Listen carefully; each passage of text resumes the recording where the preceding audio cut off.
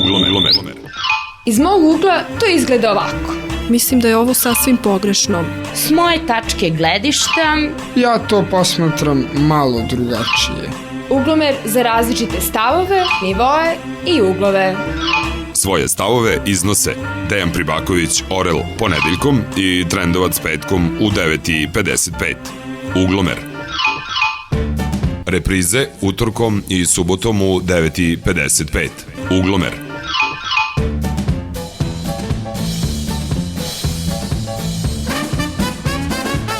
Poštovani građani, nedelja iza nas je protekla u znaku predsjedničkih izbora.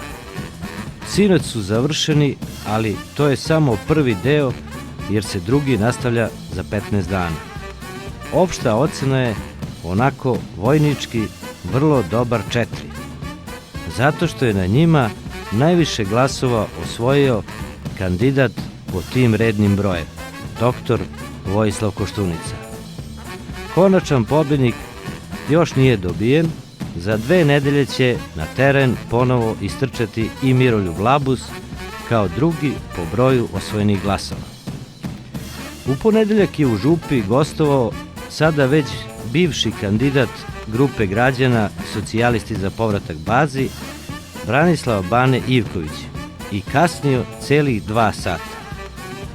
Dočekao ga je mali broj pristalica na čelu sa čovekom koji ima mobilni telefon. Možda je zato što je kasnio osvojio samo 262 glasa ili ti 1,7% u opštini Aleksandrovac. Istoga dana jedan drugi kandidat Miroljub Labus je otišao u Čačak po glasove i tamo najviše dobio jaja. U četvrtak je u Kruševcu bio završni miting predsjedničkog kandidata DSS-a Vojislava Koštunice. Pored njega na mitingu su govorili i Slobodan Vuksanović, Velimir Velja Ilić i Sandra Rašković-Ivić.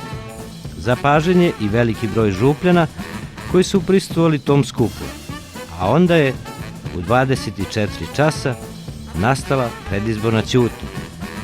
Narednih dana je delovalo pomalo dosadno, jer se nije ništa bitno dešavalo. Građani su poštovali izborni zakon. Ovih dana u javnosti je isplivela jedna nova lokalna afera. Afera zvana Podzemlje, kao asocijacija na film Emira Kusturice. Naime, dobio sam velike pritužbe stanara prve zgrade zvane Solidarka. Već više od godinu dana oni plaćaju enormne račune za utrošak vode, kanalizacije i smeća. Prosek po članu domaćinstva se kreće od 10 metara kubnih do 12, a to znači da za jedan dan svaki stan troši po kubik i po vode. Poređenja radi, jedno seosko domaćinstvo troši 10 do 12 metara kubnih za ceo mesec, a stanari ove zgrade isto to samo po članu porodice. Sad ne bi to bilo tako čudno, kad stanari u zgradi nemaju papriku da zalivaju, a ne peru čak ni svoja vozila, pa da tu potroše vodu, kao na onoj reklami, nije teško biti fin. Postavlja se pitanje, ako oni ne troše toliku vodu, ko je onda konzumira? Dolazi se do prostog zaključka.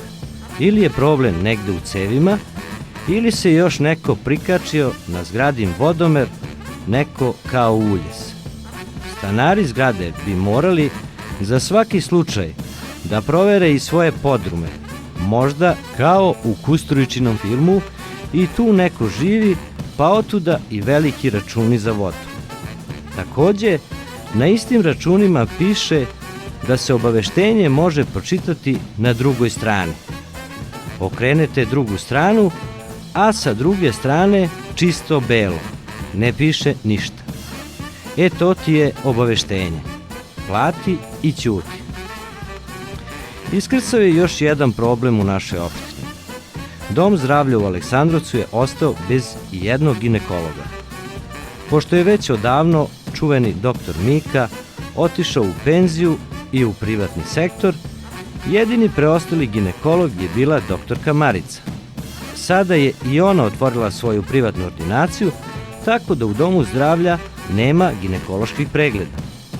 Pre 2 godine čelnici naše opštine su zdušno najavljivali ponovno otvaranje porodilišta u Aleksandrovcu. Kako stvari stoje, od toga u skorije vreme neće biti ništa. Prvo, nema lekara, a drugo, nema ni para, jer su potrebna ogromna sredstva za opremu porodilišta. I tako, iz predizborne ćutnje ili ti šutnje, kako kažu braća po materi, došli smo do predsjedničkih izbora u nedelju. Kiša je padala celoga dana i vreme je, kako kažu, bilo pasije. Procenat izašlih glasača je bio relativno dobar, oko 59%. U svim izbornim jedinicama naše opštine, a ima ih 60, glasove su osvojila samo 4 kandidata: Koštunica, Labus, Šešelj i Drašković. Najviše je osvojio Voja Koštunica, za njim Voja Šešelj, Labus pa Vuk Drašković.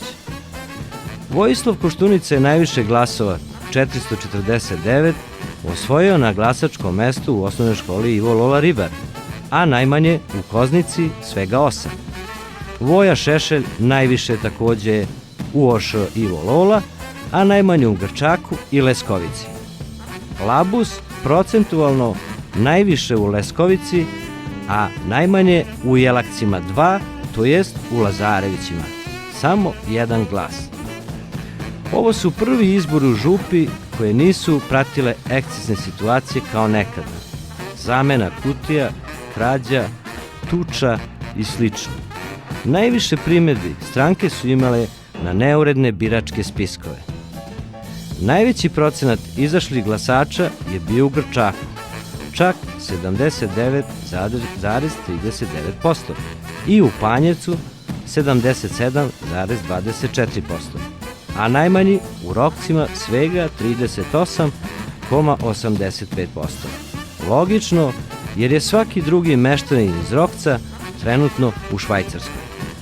Dakle, najviše glasova, nešto preko 6.000, osvojio je kandidat Demokratske stranke Srbije Vojislav Koštunica, koga su u lokalnim okvirima podržali i glasači Nove Srbije i Narodne demokratske stranke.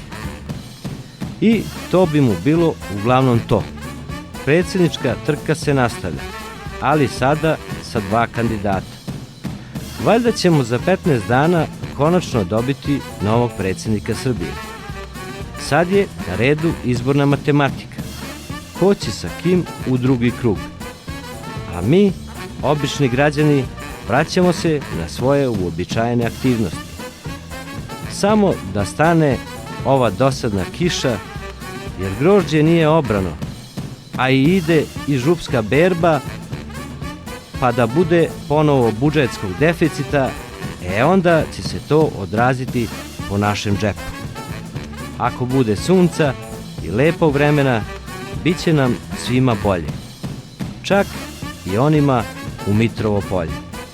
Pozdrav do sledećeg ponedeljka. Pregled sastavio Dejan Pribaković Orel.